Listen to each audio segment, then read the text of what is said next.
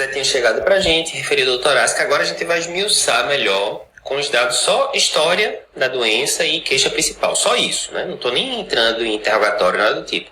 Seu José, explica direitinho como é que é essa dor. Aí ele falou, ó, a dor durou cerca de 5... Aconteceu 2 horas atrás. Durou uns 5 minutinhos.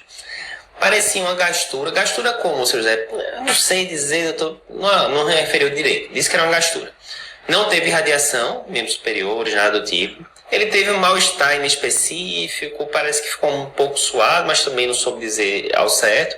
E melhorou espontaneamente. Ou seja, história meia boca, né? Sinceramente, história meia boca, né? Não ficou aquela coisa, nem ficou claro que é cardiogênico, naquela dor típica que correu para o membro superior esquerdo e não sei o que, não sei o que. Nem foi isso, nem foi aquela dor que não é nada com nada, a piora com a movimentação e não sei o que você pudesse dizer que é uma musculoesquelética. Ficou em cima do muro. Então, vamos para frente, né?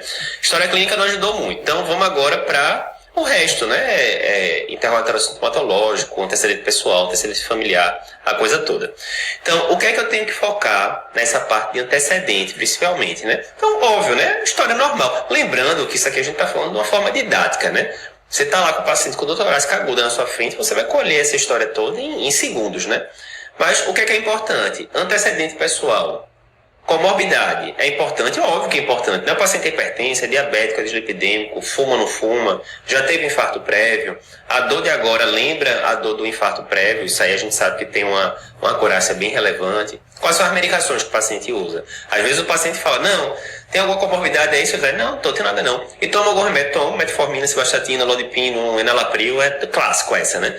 Então sempre perguntar as medicações que tomam.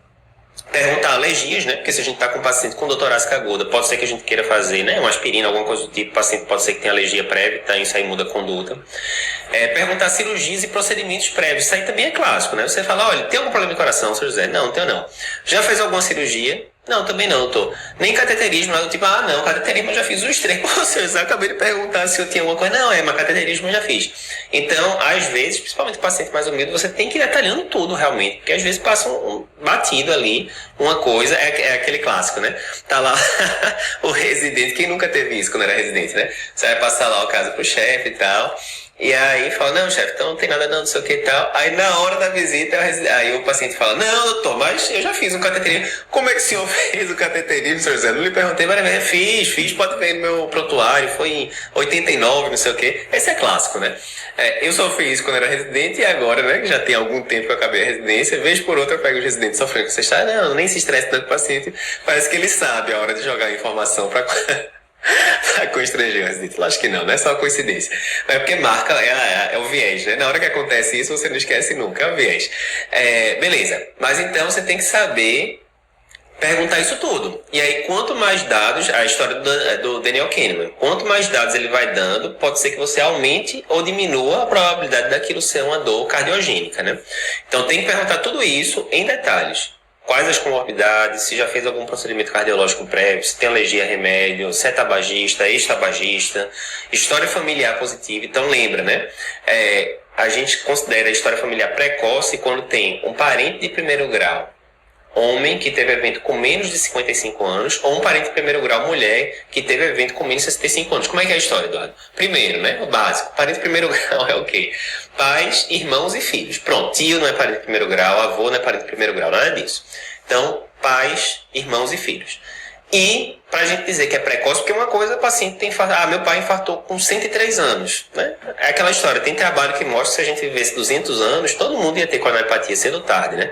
Mas uma coisa é infartar com 103 anos, outra coisa é infartar com 40. Então, quanto mais precoce a coronariopatia de um parente de primeiro grau, maior a chance de ter um componente genético ali envolvido, e aí você pode ter herdado, né, ou passado para frente, no caso de filho, algum polimorfismo desse que a gente sabe que pode aumentar o risco de coronariopatia. Então, meu pai teve um infarto com 53 anos. É um parente de primeiro grau masculino abaixo de 55 anos, então é considerado precoce, certo? E mulher abaixo de 65 anos. Então, tem que perguntar todos os detalhes para ver se ajuda ou não. E se o paciente tiver resultado de exame prévio, você pega lá aquela velha sacolinha de exame, né? Aí chega lá, puxa, opa, tem um teste ergométrico aqui, uma cintilografia, o que quer que seja, um teste funcional. de 2 meses atrás, seu José negativo. Aí você vira lá e fala, seu José, então pronto, vá-se embora para casa, o senhor tem esse argumento aqui normal de 1 mês atrás, acabou. Isso aí não é síndrome coronariana aguda, não. Dá para dizer isso? Não dá. Tem esse estudo aqui, certo, de 2007, que viu exatamente isso, o impacto de teste negativo, etc, no paciente que está na sala de emergência. Resumindo, muda muito pouco o raciocínio. Por que isso, Dora? Qual é a lógica? Ela tem um cintilo normal, que a gente sabe que tem uma acurácia boa, um cintilo normal, 2 meses atrás, negativa. Pô, não é possível que isso não vai influenciar a minha hipótese agora. Influencia muito pouco. Por quê? O que é que esses testes funcionais avaliam? Ergométrico, ecoestresse, ressonância de estresse, cintilografia, tanto faz. O que é que eles avaliam? Se no momento do teste tinha uma lesão, né, macrovascular, via de regra, né, que esteja causando isquemia relevante para ser detectada no exame. Então, se o paciente tinha um bocado de placa de 40%, o exame vai vir negativo, mas ele tem coronariopatia ali por trás, por exemplo. Mesmo lesões maiores podem não produzir isquemia, né? E qual é a relevância disso? O cara pode ter, digamos, 5 placas de 40% que não estavam causando isquemia 2 meses atrás quando fez a cintilo, mas essas placas podem estabilizar e gerar um processo agudo. Então, mesmo que o paciente tenha um teste ergométrico 2 dias atrás, normal, mas ele estava sintomático na ocasião, e agora ele chegou com um quadro típico na emergência, pode ter instabilizado alguma placa.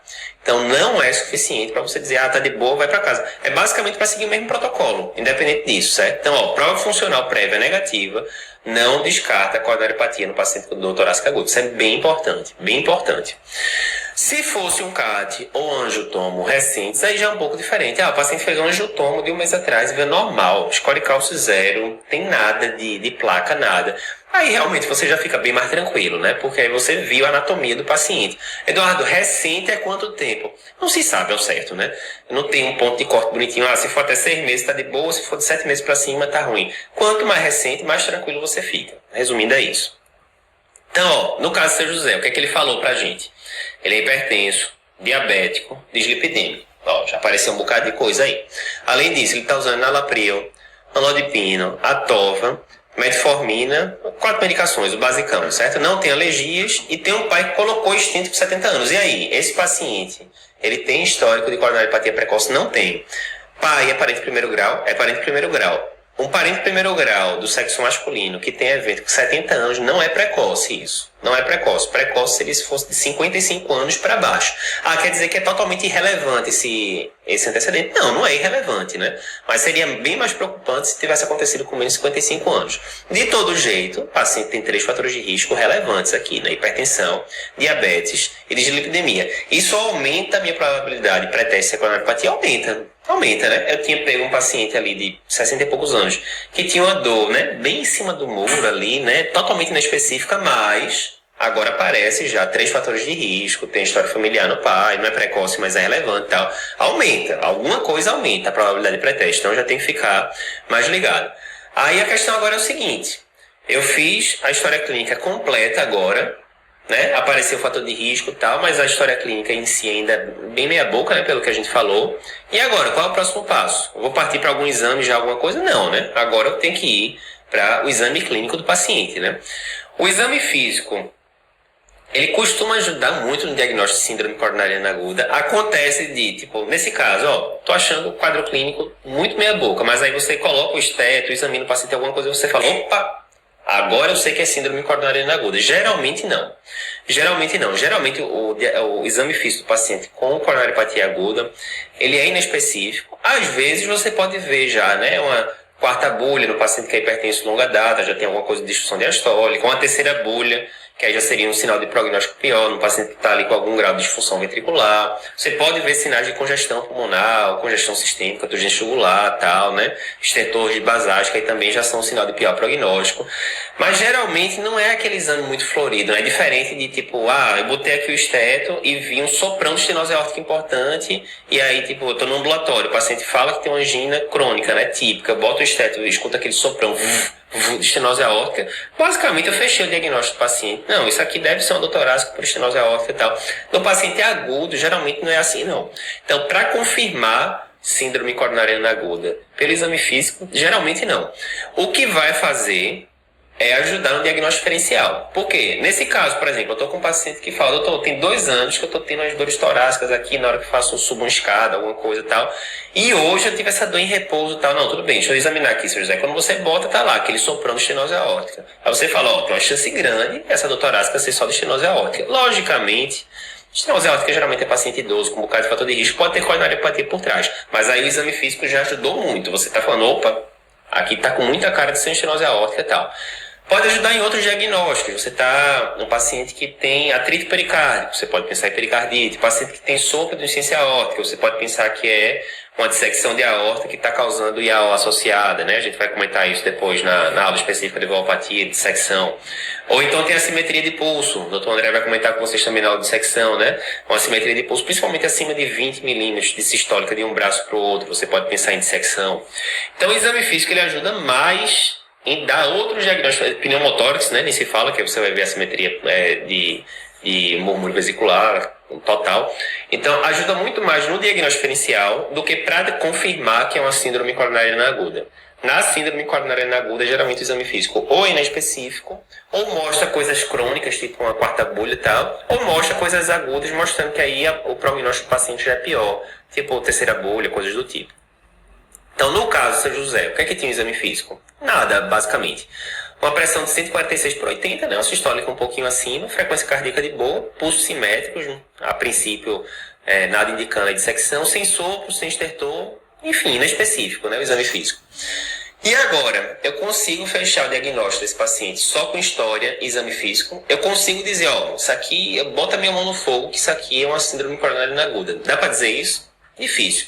Do outro lado, eu boto a minha mão no fogo, isso aqui não é nada, esse paciente pertence a diabetes lipidêmico, pode mandar para casa que isso aí não é nada não. Posso botar? Não posso botar a mão no fogo nem para um lado nem para o outro, eu vou ter que abrir mão, né?